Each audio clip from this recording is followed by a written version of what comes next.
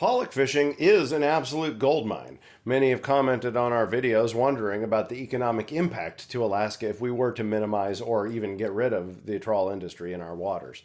But here's the thing.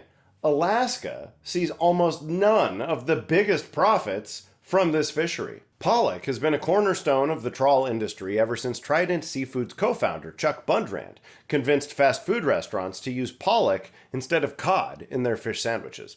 We talk a lot about how our fisheries are being devastated for the sake of products such as the McDonald's Filet-O-Fish or Gorton's fish sticks. And it's true that pollock flesh sold for these purposes does bring a trickle of revenue into the state of Alaska because of the Alaska Commercial Fisheries Landing Tax.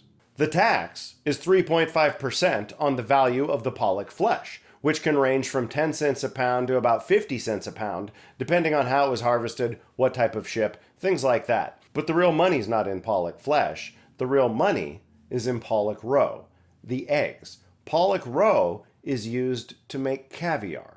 This means that in the first 3 months of 2023, the pollock fleet would have paid the state of Alaska somewhere between $32,000 and $147,000 on Pollock Roe. Pollock Roe is taxed at the same rate as pollock flesh, despite the fact that it brings a much higher value. In the first 3 months of 2023, the pollock fleet sold 9.2 million pounds of Pollock Roe at a rate of about $4.95 a pound. This means that in those 3 months, the pollock fleet would have grossed $45,632,000 on Pollock Roe and barely paid any tax to the state of Alaska on that. Our fisheries are being devastated, not just for the Filet-O-Fish sandwich, but for caviar. And Alaska's politicians are not only allowing this to happen, but they're not even bothering to get the state of Alaska a decent cut of the action. Why? Take a look through their campaign donations. This is your bycatch report for the week of May 6th, 2023. We're going to start with the Chinook salmon. In the Bering Sea Aleutian Islands fishery this week, there were no Chinook salmon taken as trawler bycatch. Once more, we deserve an ice cream party. However, in the Gulf of Alaska fishery, 520 Chinook salmon were destroyed as trawler bycatch.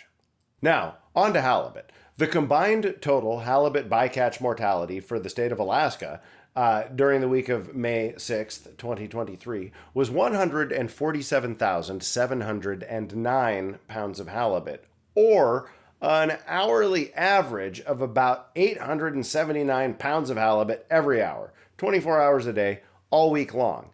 Now, weirdly, somehow the combined numbers totaled out to almost the exact same thing as last week, despite the fact that the numbers from the individual fisheries were very different. I don't know. Let's talk crabs.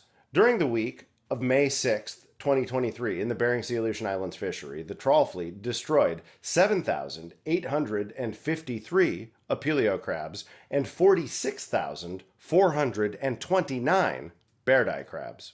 That's all for this week, folks. Thank you so much for watching. Thanks to NOAA for providing the data that we use in the Bycatch Report. Until next week, I'm Paul Jones. This is the Alaska Bycatch Report.